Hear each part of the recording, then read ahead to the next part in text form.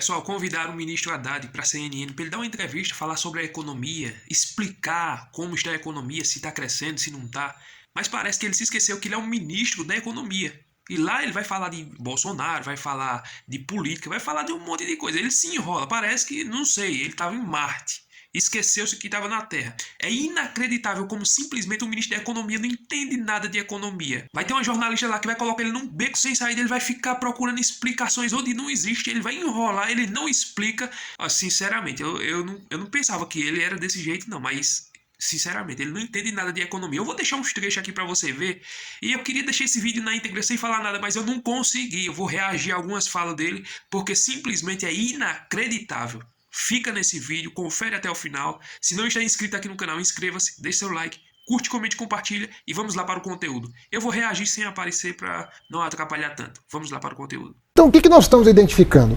Quem tem muito e paga quase nada, vai pagar um pouco mais. Quem tem pouco e está pagando muito, vai pagar menos ou não pagar. O que nós estamos falando? As pessoas de alta renda têm que pagar um mínimo. As pessoas de alta renda têm que pagar um mínimo. Hoje... O que é o mínimo? Ela perguntou o que é o mínimo. Ele não vai saber responder e não vai responder, vê só. Eu vou te dizer já. Hoje, você que ganha salário, você que ganha o servidor público, o trabalhador, você é um seletista, você é um estatutário, um funcionário público, você não escolhe pagar ou não pagar imposto. Ele é deduzido na fonte, você tem um desconto na fonte. Isso não acontece com o grande investidor. Ele que tem ações, que tem isso, tem aquilo, às vezes a empresa não paga imposto e ele também não paga. Então ele não paga nem no CNPJ, nem no CPF. Nós estamos identificando esses casos. É uma quantidade pequena de brasileiros. Não dá 0,1% dos brasileiros. Só que é o suficiente para permitir que quem ganha pouco deixe de pagar, buscando a justiça tributária de quem hoje não paga e vai ter que pagar um pouco. Nós nem estamos falando de algo acima do que já se paga na fonte. Nós estamos falando de um imposto mínimo de toda a renda que você ofere. Lembrando que tudo que a pessoa já paga vai ser considerado. No que a gente está vendo nos últimos meses, fazer uma pergunta sincera para o senhor. O que está acontecendo, ministro, de setembro para cá? O governo parece ter perdido a rédea. O que vocês falam, a população não acredita. Vide a crise do PIX. O que vocês fazem, o mercado financeiro não acredita. O investidor não acredita. Vide taxa de juros que o Tesouro está pagando para financiar a dívida. O que está acontecendo? A crise de confiança escalou para a credibilidade. Como é que vocês vão sair disso? Tá. Pessoal, olha o nível da resposta técnica que ele vai dar. Olha o nível, pelo amor de Deus. Bom, provocativamente vou te responder. O que vocês fazem a população também não acredita. Porque vocês ficaram aqui a semana inteira dizendo que era mentira a questão do PIX. E a população preferiu acreditar no mentiroso. Mas a política pública não é nossa, ministro. Não, mas vejam a crise que nós estamos vivendo. Sim, eu entendo, mas a política pública não é nossa. Você não fez a pergunta? Fiz, desculpa. Se você quiser complementar... Não, é só fazer esse complemento, que a política pública não é da imprensa. Sim, né? mas o trabalho de informar é de todos nós. Pessoal, que eu concordo com os dois. É claro, ninguém acredita na imprensa e ninguém acredita no governo. Ou seja, os dois estão em descrédito. É isso, é só isso só. E às vezes nós não estamos conseguindo informar, não é por culpa da imprensa ou por culpa do governo. Eu estava conversando com alguns especialistas esses dias e algumas pessoas falaram para mim: Haddad, nós temos que tomar mais cuidado com o que a gente vai falar pensando no mentiroso. Eu falo, olha, mentira é que nem vírus. Você só consegue produzir a vacina depois de você conhecer o vírus. Você não consegue produzir a vacina para um vírus que você não conhece. Veja o que aconteceu essa semana. Eu tenho para mim que o Bolsonaro está um pouco por trás disso. Porque... Vê só, ele foge da pergunta, não responde e agora bota o nome de Bolsonaro. Agora ele vai falar 10 minutos de minhoca. E, sinceramente, eu simplesmente vou acelerar esse vídeo porque é chato ouvir ele falar um monte de besteira e não responder a pergunta específica que a jornalista fez. O PL financiou o vídeo do Nicolas. O Duda Lima foi quem fez a produção, que é o marqueteiro do Bolsonaro, foi quem fez a produção daquele vídeo. E eu penso que o Bolsonaro tem uma bronca da Receita Federal pelas questões conhecidas. A Receita Federal descobriu o roubo das joias, a Receita Federal abriu a investigação das rachadinhas, a Receita Federal abriu a investigação sobre os mais de 100 imóveis comprados pela família Bolsonaro sem uma notável fonte de renda, uma vez que são todos parlamentares que não têm renda suficiente para aquisição de patrimônio naquela proporção. Então, Os Bolsonaro, eles têm uma bronca da Receita Federal por conta desses 3 episódios. Compra de imóveis, roubo de joias e rachadinha. Foram investigados, mas eles têm um problema com a Receita. Então, eles não escolheram a Receita Federal, na minha opinião, por outra razão. Então, eles ficaram com lupa ali nos atos burocráticos da Receita, que são tomados há mais de 20 anos. Para combate ao crime organizado, combate ao crime cibernético, combate à lavagem de dinheiro. Ninguém está falando do vendedor de bolo, do feirante, da pessoa do Uber. Nós estamos falando de roubo de combustível. Está cheio de posto de gasolina envolvido nisso. Nós estamos falando de grandes crimes cibernéticos que são feitos via instituições de pagamento fora do sistema bancário. É disso que a Receita cuida. Ministro, eu fiquei com E quiseram vender a tese de que a Receita, com poucos funcionários que tem, vai fiscalizar o pequeno negócio. Mas eu fiquei com uma dúvida.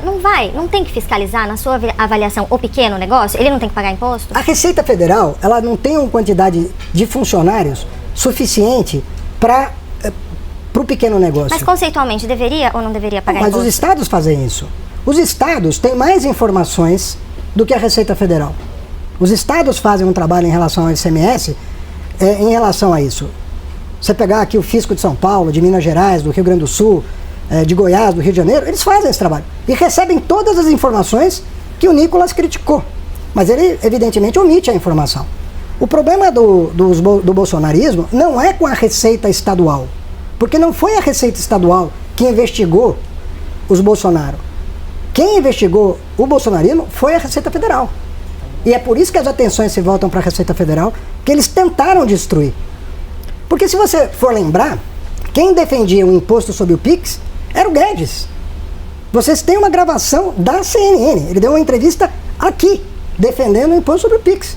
O governo Lula não tem no plano de governo dele nada disso. Nós estamos A coitada da jornalista já tá impaciente, a coitada. trabalhando tudo com toda a transparência possível.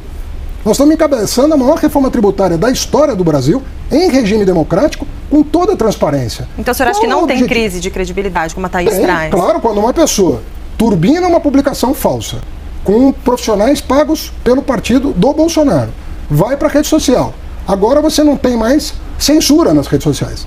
Nos Estados Unidos hoje acabaram de tirar o TikTok, vão tirar o TikTok de circulação, um país que era considerado o mais liberal do mundo. Tá vendo aí que eles se entregaram? Eles querem a censura. Ele já deixou claro. Vai suprimir uma rede social, né, dos Estados Unidos, e o principal dono de uma Big Tech com uma Meta diz que não tem mais censura em nome da liberdade de expressão. Ou seja, em nome da liberdade de expressão você pode mentir. É Qual isso vai que ser ele a está vacina, dizendo. ministro? O senhor falou de estudar o vírus. Qual é a vacina? Porque ela precisa chegar, ela não chegou ainda. Essa que é a minha tese. Você não tem a vacina contra a mentira antes da mentira ser dita. É uma ilusão imaginar que você vai descobrir a mentira que vai ser dita. Você não vai conseguir descobrir. Por mais boa fé que você tenha, você não vai conseguir Mas quem descobrir. está adoecendo é o governo, ministro. É o governo que precisa tomar essa vacina. Mas olha, deixa eu te responder. O que eu penso? Quem vai ganhar a briga contra a mentira? Quem for mais ágil. Não quem procurar. Você só se previne de um vírus que você conhece e você toma a vacina antes. Não existe vacina para um vírus desconhecido. Essa é a minha tese. O que significa dizer que assim como a ciência agilizou os procedimentos para entregar uma vacina, uma vez identificado o vírus, como foi no caso da pandemia, todo mundo dizia, vão ser 5 anos. A ciência entregou em menos de 1, e mais de uma vacina. Nós democratas, vamos ter que desenvolver um antídoto rápido. Nós vamos ter que identificar mais rápido a origem do vírus e tentar matar o vírus no nascedouro, para não deixar ele atingir milhões de pessoas. E no caso específico do PIX, ministro, usando essa mesma comparação que o senhor faz, a Receita Federal, o Ministério da Fazenda, a equipe econômica, não poderiam ter blindado melhor esse paciente para que o vírus não o atingisse? Houve alguma falha de comunicação da Receita? Não tinha paciente nenhum. Essa lei é de 2001. Ela passou por 5 governos. Fernando Henrique, Lula 1, Lula 2, Dilma 1, Dilma 2, Temer, Bolsonaro. Essa lei é de 2001. Essa lei que obriga as instituições financeiras a prestar informações para a Receita Federal. Tem nada a ver. Por isso que eu digo, quem pretender descobrir a mentira que vai ser contada para se prevenir dela, vai errar. Quem, ao contrário, reconhecer que o desafio é grande e fizer o seguinte, vamos desenvolver a metodologia para cortar pela raiz. Esse vai prosperar. E, na minha opinião, os democratas Ah, e os democratas, e os outros é o quê? Os outros é o quê? O que é que ele quer dizer com isso? Dos quais faz parte a imprensa. Nós temos que aprender a lidar com essa nova realidade. Agora, ministro, acho que a gente pode entrar no assunto que Thaís e eu estamos tão ansiosos para perguntar ao senhor, para ouvir o senhor sobre contas públicas. A gente está terminando o ano, o senhor anunciou que a gente deve entregar os números dentro da meta quando feito o abate das despesas pela tragédia no Rio Grande do Sul. A despeito deste cumprimento, nessas condições que o senhor mencionou, a reação do mundo econômico foi bastante cautelosa, para usar um termo simpático. E a preocupação, de fato, não está no resultado, e sim na trajetória da dívida. Sobre a trajetória da dívida, o senhor também está tranquilo? Não, eu também estou preocupado. Nós temos que ter preocupação com a trajetória da dívida. Isso é uma preocupação do Ministério da Fazenda. Agora, eu tenho que fazer também algumas considerações sobre as projeções que são feitas e nem sempre se verificam, né? Porque o crescimento projetado no começo do governo do presidente Lula era de 0,8 no primeiro ano e 1,2 no segundo. Nós crescemos 3,2 no primeiro e provavelmente 3,5 no segundo. Quer dizer, nós crescemos quase 7% em 2 anos contra uma projeção de 2%. Então, vamos lá, vamos com um pouco de calma. O déficit do ano passado, que foi 0,1%, estava previsto em 0,8% no começo do ano, antes do Rio Grande do Sul. E nós não íamos faltar ao Rio Grande do Sul diante daquela tragédia. E ninguém contestou. O governo federal, o Estado estava debaixo d'água. Não era uma cidade, 2, 3, o Estado estava debaixo d'água. Nós investimos no Rio Grande do Sul alguma coisa em torno de 40 bilhões de gasto primário, mais de 30 bilhões de gasto primário, fora o financiamento subsidiado, que foi o dobro disso. Então, além de não pagar a dívida até o final do mandato, além da renegociação da dívida do Rio Grande do Sul que foi feita, tudo para ajudar o Estado a se recuperar. E o Estado está se recuperando, graças à ação do governo federal. Mas, desculpe lhe interromper, mas a pergunta do NACA aqui foi muito específica sobre a trajetória da dívida. O arcabouço fiscal criou a âncora, recuperou a meta fiscal como uma âncora. Mas ela já não é mais a âncora da percepção dos investidores. A âncora é a dívida pública. Deixa eu só terminar o raciocínio aqui para passar a voz para o senhor. A âncora hoje é a dívida pública. O mercado melhora a sua projeção para a dívida sobre PIB, para resultado do déficit, mas a curva de juros continua empinada. Não há projeção para a estabilidade da dívida no curto prazo. Não é à toa que o Tesouro está pagando 15% de juros já, antes do Banco Central subir a taxa. Então, eu quero entender o seguinte, qual é a sua estratégia como chefe da política econômica para sinalizar com segurança a estabilidade e a queda da dívida pública no Brasil? Pessoal, olha o nível da pergunta. Ela fez uma pergunta bem específica. Veja só que ele não vai saber responder e a enrolada vai ser grande agora. É continuar perseverando em 2 trajetórias importantes. O que nós temos feito desde o começo do governo Lula, que não foi feito pelos 2 governos anteriores, diga-se de passagem, não foi feito. Pega o déficit público dos 7 anos precedentes. Faça a média. Qual foi exclui a pandemia, como nós excluímos o Rio Grande do Sul. Exclui a Dilma também? Pode ir para trás também. Não, podemos excluir incluindo a Dilma. Incluindo a Dilma. Pega Dilma, Temer e Bolsonaro. E veja o que está acontecendo de 2015 para cá e o que aconteceu no passado. Faça essa conta. Chama qualquer especialista. 2015 até 2022. Pega a trajetória do déficit público e compare com o que nós estamos fazendo. O meu trabalho e o trabalho da minha equipe é todo dia, todo santo dia. A gente chega às 8 da manhã, sai 8 da noite. Você conhece a minha jornada de trabalho, pensando em fórmulas de melhorar o ambiente de negócio, que aí é a reforma tributária, a reforma do crédito, reforma dos leitos de seguro, transformação ecológica, biocombustível, o que você quiser. É o ambiente de negócio. E a outra tarefa é arrumar a bagunça que nós herdamos do governo anterior. Porque quando às vezes as pessoas falam em corte de gastos, deixa eu dizer uma coisa para vocês. Tem gastos que foram contratados no governo anterior e que não foram pagos. Vou dar um exemplo meritório. O Fundeb foi multiplicado por 2,3. Saiu de 10% para 23%. O apoio do PT. Eu falei meritório. Você não tira só para pontuar. Da boca. Só para pontuar, eu disse meritório. O Fundeb é uma conquista do governo Lula. Então vamos combinar. Nós, quando botamos 10% lá, eu terminei o meu mandato no MEC com tudo pago. Eu não deixei nada para o meu sucessor. E podia ter deixado, porque meu sucessor foi do mesmo partido que eu. Mas não deixei. Quem está pagando o Fundeb é este governo. Não é o governo anterior que o Congresso atropelou para pagar. Apesar dos resultados da política econômica, Pô, um governo que bota o desemprego na mínima histórica. Um governo que coloca a miséria na mínima histórica. O crescimento como há muito tempo não se vê. O Brasil passou a Espanha na produção de automóvel. Eu só queria saber de que país ele tá falando. Se é daqui do Brasil, da Suíça, de algum país lá de fora. Que eu acho que esse país que ele tá falando, ele tá inventando na cabeça dele. Que o Brasil que não é. Pelo menos é o que eu tô vendo, né? Recorde de crédito. Recorde de tudo. Vai jogar o país... Pessoal, olha o sorriso dessa jornalista. Ela tá dizendo mentiroso, mentiroso. Na encrenca que tá a Argentina, com inflação de mais de 100%, com o PIB caindo 4%, qual é o sentido de uma reforma dessa para botar 60% da população na pobreza? E a pessoa defender em editorial isso? Eu realmente não consigo entender. Eu penso que tá mais fácil do que parece, embora desafiador. Só desculpe, mas eu vou repetir, porque assim, eu perguntei da dívida pública, o senhor terminou falando da dívida das empresas, e eu vou insistir, porque assim, tem um economista que diz, deixa eu só terminar, tem um economista que diz, ele fala uma coisa muito interessante, que ele diz o seguinte: a dívida pública é o gabarito da política fiscal. Se a dívida pública sinaliza estabilidade e queda, política fiscal, ok, pode até levar mais tempo, mas a dívida pública é o gabarito da política fiscal. A curva da dívida pública para o endividamento público no Brasil hoje, ela é ascendente, eu vou repetir, ela é ascendente, sem trajetória de estabilidade e queda, que é o que vai dar aos investidores a segurança de continuar investindo no Brasil sem pedir 15% do Tesouro. Então eu queria saber o seguinte, o que o senhor vai fazer? Porque o arcabouço me parece insuficiente. Uma coisa é fazer um déficit zero com juro a 9. Outra coisa é fazer um déficit zero com juro a 15. Me parece um esforço muito menor. E isso significa, no gabarito lá, endividamento maior. Então, como tratar o endividamento público que está hoje numa trajetória de alta sem estabilidade? No que diz respeito à Fazenda, é trabalhar o fiscal, estruturalmente. Trabalhar o fiscal. Não tem muita coisa para fazer. Mas é o déficit efetivo que vai para a dívida. É só trabalhar o fiscal. Não tem muito o que fazer. É só trabalhar o fiscal. Até meu filho de 2 anos responde um negócio desse. Ô, meu pai eterno. Então, o déficit efetivo é o primário, mas o nominal. Né? Então, sim, é ele que acaba fazendo agora, a dívida essas duas subir. coisas andam juntas. Você tem que criar as condições também para que esse juro não fique nesse patamar por um longo tempo.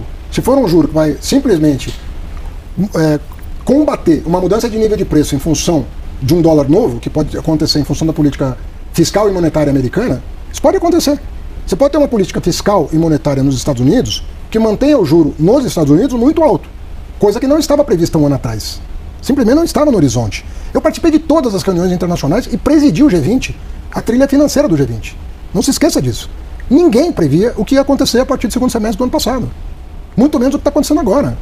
De aumento de tarifa de importação nos Estados Unidos, de aumento, eventualmente aumento até do déficit fiscal nos Estados Unidos, que pode manter a taxa de juros nos Estados Unidos alta por mais tempo. Esse cenário não estava colocado durante todo o G20. Te asseguro que não estava. Nenhum analista previu o que está acontecendo. Diante disso, nós temos que voltar para a mesa, nós temos que voltar para a planilha. É uma realidade nova. Agora, nós temos que observar o que está acontecendo e pensar bem no que fazer, para fazer um ajuste que penalize o menos possível, ou de preferência não penalize, quem mais precisa dos serviços públicos, quem mais precisa de escola funcionando, posto de saúde funcionando e assim por diante. Então, e não fazer o que foi feito aqui em alguns vizinhos nossos. Joga a população na miséria para atender. Não é assim. Nós não precisamos e não devemos fazer isso. Não é só uma questão, é uma questão moral de buscar o que sacrifica menos quem mais precisa. E não é uma equação simples. Nós temos que pensar. Agora, nós não paramos de trabalhar nisso desde 1º de janeiro de 2023. E vamos continuar trabalhando.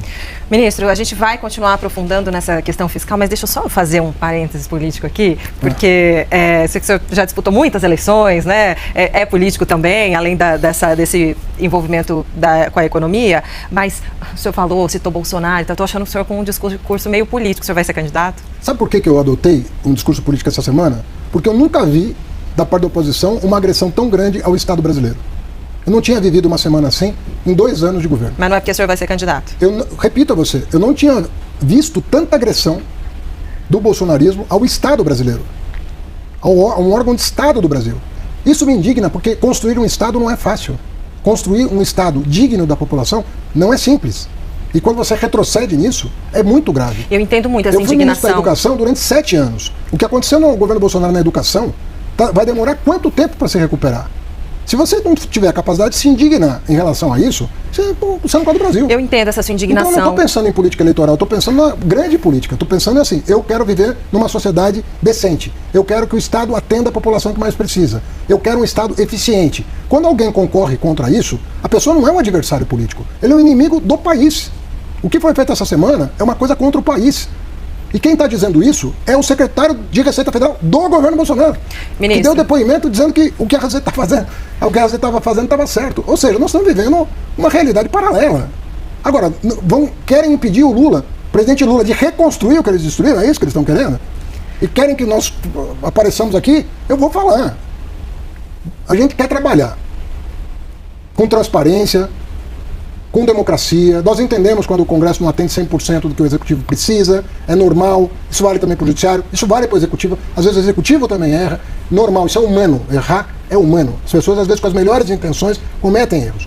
A sabedoria está em corrigir rumo, procurar caminhos. Agora, quando é má intenção, aí nós estamos falando de outra coisa. Ministro, absolutamente entendi, né? Cada ponto da sua ponderação, da sua indignação, eu entendo. Então, vou desvincular a pergunta e vou fazer outra pergunta desvinculada dessa indignação. O senhor vai ser candidato em 2026? Não vou ser. A nada? Não vou ser candidato. Senador?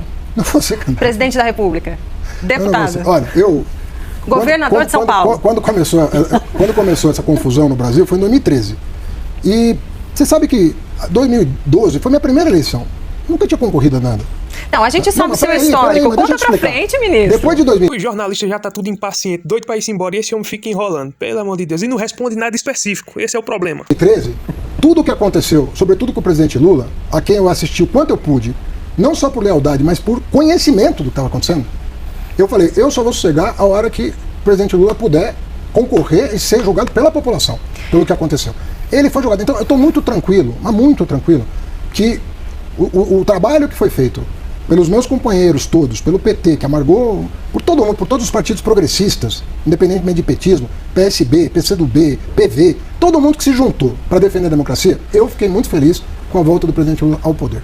Então eu não tenho intenção de ser candidato em 2026. Nem a presidente, nem a governador, nem a senador? Nada? Não.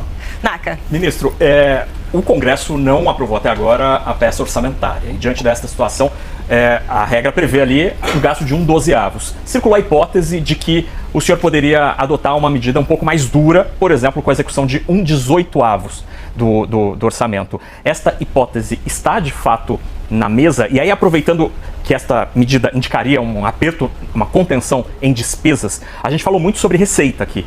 Que tipo de medida poderia ser adotada, independentemente da aprovação ou não do orçamento, para despesas para além das tributárias, as primárias? Olha, o que nós aprovamos no ano passado já nos permite uma contenção bastante razoável. Então nós precisamos regulamentar o que foi aprovado para executar aquilo que o Congresso autorizou. Então, primeira coisa. Então temos que adequar a peça orçamentária ao que foi aprovado no ano passado. Por isso que também acabou não sendo aprovado o orçamento, porque eles aprovaram uma emenda condicional, uma lei complementar e 2 projetos de lei. Precisa adequar o orçamento a isso. Outra coisa é a seguinte, nós temos um dispositivo agora na legislação que nos permite uma execução orçamentária mais inteligente. Nós podemos administrar melhor, né, o contingenciamento da execução com vistas a melhorar o desempenho da economia do ponto de vista de inflação. Nós temos que cuidar da inflação. Então, quando você cresce muito, você pode crescer tanto que isso pode gerar também um problema. Às vezes as pessoas falam, não, vamos crescer 4, vamos crescer 5, vamos crescer 6. Mas se a oferta não acompanhar a demanda, ou você vai importar ou você vai ter inflação. Mas o presidente vai deixar o país crescendo 1,8% em 2026, ano de eleição? A proposta orçamentária prevê um crescimento de 2,5% esse ano. Então, propõe um arrefecimento do crescimento justamente para calibrar o crescimento com a potencialidade de curto prazo do país. Porque embora os investimentos estejam crescendo, não estão crescendo tanto quanto nós gostaríamos. 2, tem um tempo de maturação. Você não aumenta a oferta assim. Então, aquilo que a gente chama de hiato, né, que é qual é a capacidade ociosa na economia para você atender a uma demanda crescente? Você tem que olhar para isso para evitar a inflação. Aí tem fatores que não dependem muito disso. Quando você tem seca ou enchente, perde produção, você vai ter um aumento de preço em função disso. Quando você tem uma mudança da política monetária americana, o dólar se valoriza, você também vai ter um efeito que independe da tua vontade.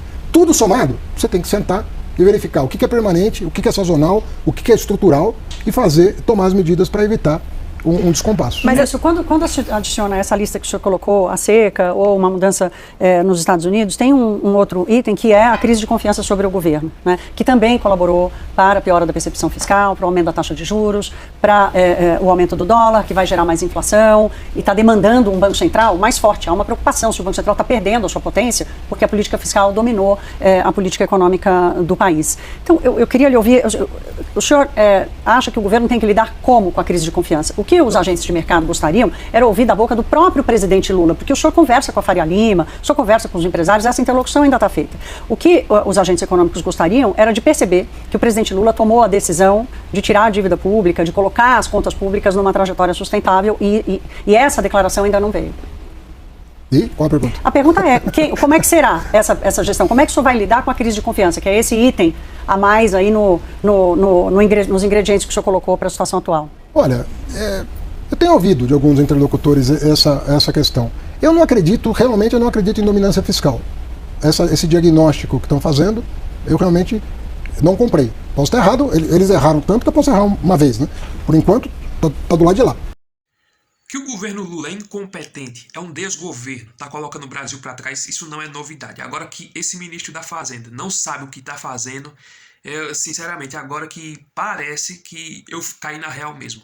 Porque quando colocaram ele como ministro da Fazenda, eu digo, não, ele pelo menos tem alguma noção, mas, sinceramente, ele não tem noção de nada. Não é à toa que o Brasil está na situação que está, que o dólar está lá em cima, que não tem a aprovação da população. Não é à toa que eles levaram a pisa do Nicolas Ferreira nas redes sociais.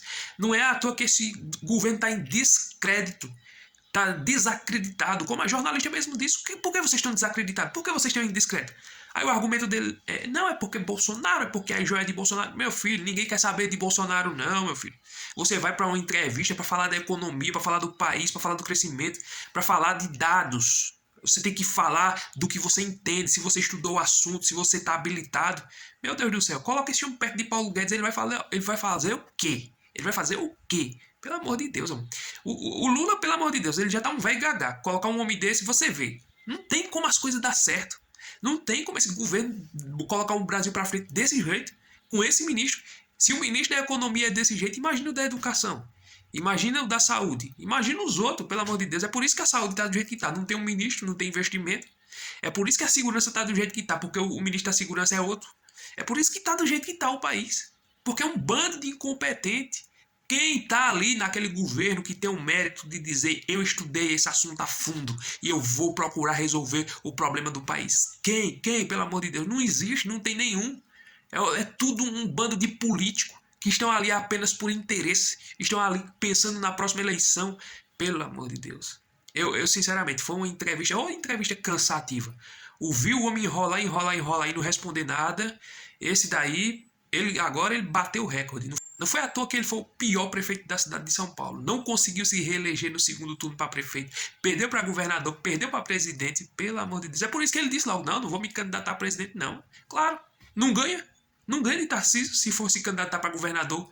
Não ganha do próximo candidato à prefeitura de São Paulo, se fosse candidato. Não ganha de Jair Bolsonaro, se Jair Bolsonaro tiver elegível e os dois for bater de frente. Não ganha. Então, pelo amor de Deus, esse homem já era para ter saído. Era para ele pedir pinico, pedir a Lula, eu vou tirar umas férias, coloca outro no meu lugar, eu não consigo resolver essas coisas da economia, eu não sei economia. Era para ele dizer isso. Era para ele chegar na entrevista na CNN e pedir desculpa à nação brasileira. Ó, pessoal, coloquei o Brasil numa enrascada, num beco sem saída, não entendo muito de economia, por favor, me perdoem, eu vou renunciar. Era para ele fazer isso, mas não. Insiste em dizer que o Brasil está crescendo, que o Brasil está avançando e que essas metas, que o governo é o mais econômico, que nós cortou o gasto. Ele tem a cara de pau de ir lá mentir. É inacreditável, né? Mas é fazer o quê? Logo do PT, do governo Lula, de esquerda, é triste, né? Então, era esse vídeo que eu queria deixar para vocês. Se você gostou desse vídeo, deixa o like, curte, comente, se inscreva. E até o próximo vídeo, se Deus permitir.